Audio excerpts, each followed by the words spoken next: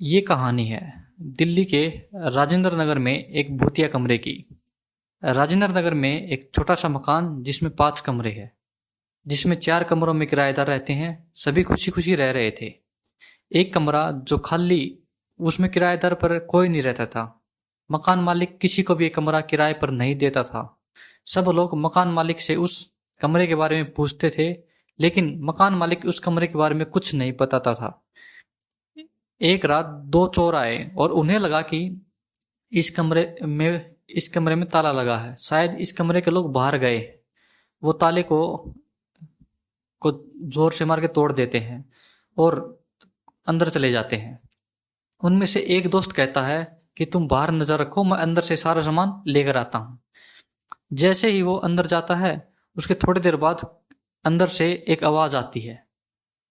उसके बाद वो दूसरा दोस्त भी उस कमरे के अंदर चला जाता है और दोनों की मौत हो जाती है। सुबह होते ही आसपास के किराएदार देखकर दंग रह जाते हैं और वो सब अपने मकान मालिक को फोन करके बताते हैं। मकान मालिक समझ जाता है वो आत्मा निकल गई होगी उस कमरे से, और वो मकान मालिक वहां से भाग जाता है। और देखते ही देखते उस कमरे से खून के धब्बे और मरे हुए शरीर दोनों गायब हो जाते हैं। यह सब देखकर सब लोग चौंक जाते हैं। ये क्या था, ये क्या हुआ? हम किसी को बताएंगे तो कोई हम पे विश्वास नहीं करेगा।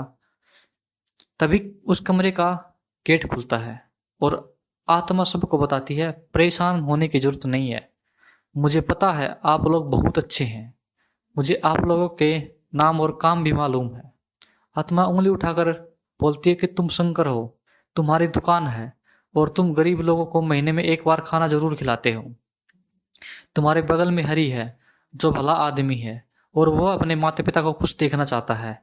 और तुम्हारे बगल में 2 बहनें रहती हैं जो हमेशा लड़ती रहती हैं, मगर दोनों ही अच्छी हैं और एक दूसरे की देखरेख करती हैं। मेरा ही परिवार था। हम लोग 10 साल पहले आए थे यहाँ पर और खुशी खुशी रह रहे थे, मगर 2 महीनों से ही मेरे पति का काम नहीं चल रहा था और 2 महीनों से हमने कमरे का किराया नहीं दिया था। एक रात मकान मालिक आए और गुस्से में मेरे पति को मारा और बच्चों को भी, और मेरे साथ जबरदस्ती की और मार डाला। मेरा कत्ल के इल्जाम में मेरे पति को इस मकान मालिक ने जेल भेज दिया और बच्चे भीख मांग रहे हैं। और इसी कारण मैंने अपने आसपास सभी किराएदार को मार दिया, क्योंकि उन लोगों ने हमारी कोई मदद नहीं की। वो हम सब के साथ गंदा काम होते हुए देखते रहे, इसलिए मैंने सबको मार दिया। और अब उस मकान मालिक की बारी है।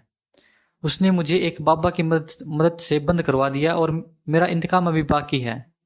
और ये तब पूरा होगा जब मैं उस मकान मालिक को मार दूंगी। तुम उस मालिक को बुलाओ और बोलो कि उसने हमको पंडित के मंत्रों से बांध दिया है। अब वह कुछ नहीं करेगी। वहां जो रहने वाले जो किराएदार थे मकान मालिक को सब बताते हैं और मकान मालिक कुछ देर बाद वहां आता है।